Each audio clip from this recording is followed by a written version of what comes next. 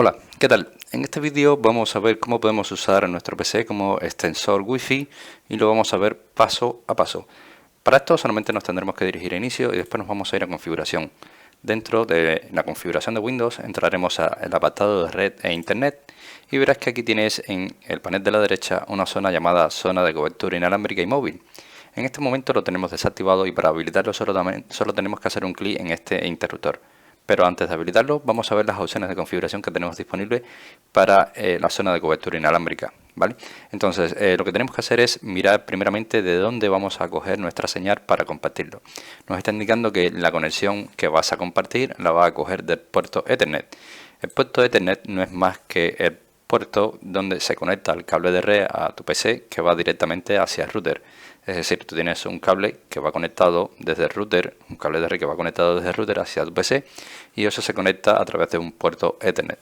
Entonces la vas a compartir sobre una red inalámbrica y te está diciendo que aquí tienes algunas propiedades en las cuales podemos también modificarlas, ¿vale?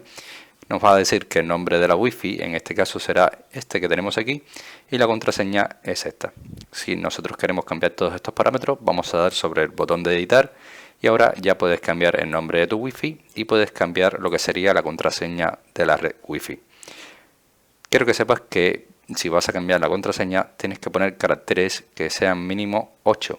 Si pones menos de 8 caracteres no te va a dejar, ya que la encriptación WPA2 exige que, entre otras cosas, sean mínimo 8 caracteres. Así que nada, una vez que tengamos ya todo esto modificado, ahora sí podemos dar sobre el botón de activado y a partir de ahora se ha creado una red inalámbrica con todos estos parámetros. Solamente tienes que buscar el nombre de tu Wi-Fi, ponerle la contraseña y ya has convertido tu PC en un extensor Wi-Fi. Así que nada, espero que este vídeo te haya gustado, te haya ayudado y si es así, como siempre te digo, te invito a que me dejes tu like, suscríbete a nuestro canal y por supuesto nos vemos en un siguiente vídeo.